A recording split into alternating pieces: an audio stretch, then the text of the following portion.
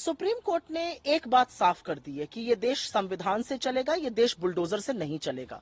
Supreme court की टिप्पणी, supreme court का फैसला, सुप्रीम कोर्ट का वक्तव्य उन सब लोगों पर एक करारा तमाचा है जो न्यायपालिकाओं, कोर्ट कचहरी को ताक पे रख के बुलडोजर की गंदी राजनीति कर रहे थे।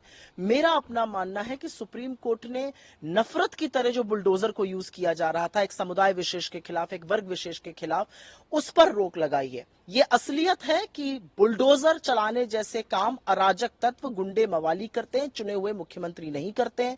मैं आशा करती हूं कि योगी आदित्यनाथ जी, उत्तर प्रदेश के मुख्यमंत्री, और उनकी जो सस्ती कॉपीज बीजेपी में मध्य प्रदेश से लेकर छत्तीसगढ़ तक है, वो लोग इस तरह की हरकत करने से अब बाज आएंगे। बुलडोजर चलाना असंवैधानिक है, किसी का आशियां उड़ाना असंवैधानिक है, और इस पर सुप्रीम कोर्ट की तल्ख टिप्पणी और आज के फैसले के बाद ये पूरी तरह से बंद होना चाहिए। हार्ड हिटिंग तो देखिए ऐसी हो गई कि पहले 100 दिन में आतंकवाद के करीब 26 मामले जम्मू कश्मीर में अकेले हो गए।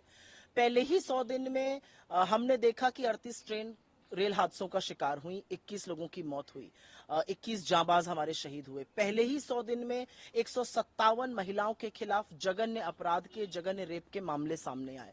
पहले ही 100 दिन में हमने देखा कि किस तरह से रुपया टूटा, लोग बेरोजगार हुए और भारत की अर्थव्यवस्था और चरमरा गई। पहले ही 100 दिन में हमने देखा कि महंगाई जो थी वो और बढ़ती जा रही है, सीएनजी का दाम बढ़ा, एलपीजी कमर्शियल सिलेंडर का दाम बढ़ा, हर चीज का पैसा बढ़ता जा रहा है। हमने देखा कि कैसे पहले ही 100 दिन में नरेंद्र मोदी ने एक बार भी न मणिपुर की सुध ली, न लद्दाख की सुध ली। पहले ही 100 दिन में हमने वो सब इस देश में होते हुए देखा जो पहले हमने कभी नहीं देखा था, चाहे वो मोदी जी का यू टर्न हो एक के बाद एक फैसले पर, चाहे मोदी जी का लोगों को एक एक बैसाखियों पर आश्रित हो जाना हो। तो मेरा अपना मानना है कि नरेंद्र मोदी का जो कार्यकाल है वो अनिश्चितताओं से घिरा हुआ है, अनिर्णायकता से घिरा हुआ है। ये लोग तो ऐसी बातें कहेंगे ही, लेकिन इस देश के बेरोजगार जो आपके जन्मदिन के दिन आज राष्ट्रीय बेरोजगार दिवस मना रहे हैं, उनको जवाब दीजिए ना। ये तो हम नहीं मना रहे, ये तो लोग कह रहे हैं। इस देश के युवाओं को लगता है कि पंडित नेहरू का जो जन्मदिन है वो बाल दिवस है, मौलाना आजाद का जन्मदिन शिक्षा दिवस है, डॉक्टर एपीजे अब्दुल कलाम का जन्मदिन राष्ट्रीय छात्र दिवस है, उसके बाद चौधरी चरण सिंह का जन्मदिन राष्ट्रीय किसान दिवस है, बाबा साहब अंबेडकर का जन्मदिन राष्ट्रीय समानता दिवस है। आपके जन्मदिन को सब लोग मना रहे हैं राष्ट्रीय बेरोजगार दिवस। तो थोड़ी शर्म आपको आनी चाहिए। काम हम नहीं कर रहे हैं, देश की जनता आपको एक बात कह रही है। और मेरा अपना मानना है कि चाहे वो राजनाथ सिंह हो, चाहे वो अमित शाह हो, चाहे वो नरेंद्र मोदी हो, तो एक ही तरह की बातें करेंगे ना। ये कैसे बताएंगे कि इनके राज्य में लगातार पुल टूट रहे हैं, सड़कें टूट रही हैं, टूट टूट कर शिवाजी की मूर्ति बिखर रही है, नया संसद चू रहा है, राम मंदिर चू रहा है, टपक रहा है उसकी छत। ये कैसे बोलेंगे इन बातों को? मैम, इसके अलावा तो मणिपुर पे भी उन्होंने कहा है कि 3 दिन पहले वहाँ अशांति थी, लेकिन अब वहाँ शांति है। तू ही हूँ, मैं ही हूँ, इन सबसे हम लोग बात कर रहे हैं और करेंगे। शायद थोड़ी सी शर्म अमित शाह को ये बोलने से पहले आनी चाहिए थी।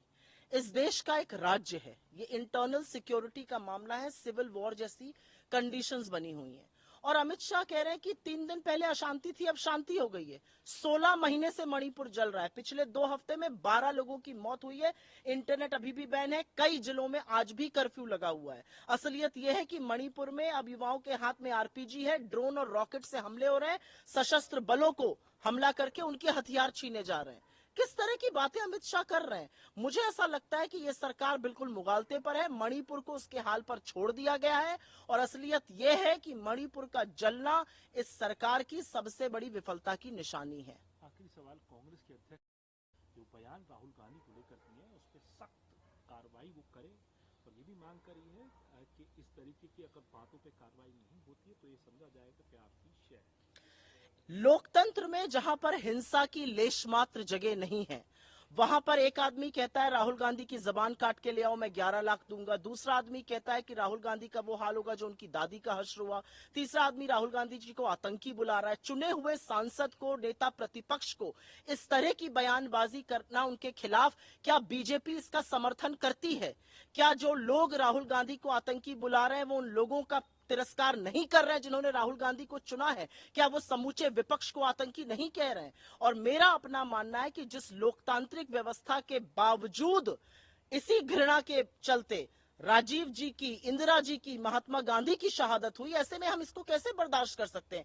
कांग्रेस का हर कार्यकर्ता उद्वेलित है, परेशान है। कैसे हम इन चीजों को बर्दाश्त करें? और अगर नरेंद्र मोदी और अमित शाह इस पर एक्शन नहीं लेते हैं, कार्रवाई नहीं करते हैं, इन दरिंदों को चुप नहीं किया जाता है, तो हम ये मानेंगे कि उनके निर्देश पर हो रहा है, उनके संरक्षण पे हो रहा है। नेता प्रतिपक्ष को आपकी बातों से भले कोई भरोसा ना पड़े, लेकिन कांग्रेस जैसे मेरे कार्यकर्ता इससे नाराज हैं, दुखी हैं, परेशान हैं। हमें चिंता है अपने नेता की, क्योंकि आप पर भरोसा नहीं है। आपका इतिहास इतना सियाह है कि आप ही की आरएसएस ने महात्मा गांधी की हत्या करी थी। आप ही के लोग हर साल गांधी का पुतला बनाते हैं, उस पर गोलियां चलवाते हैं। आप ही के लोग नफरत और हिंसा को संरक्षण देते हैं। आरएसएस की पाठशाला से निकले मोदी जी को उनकी मौन स्वीकृति है, हम इसको स्वीकार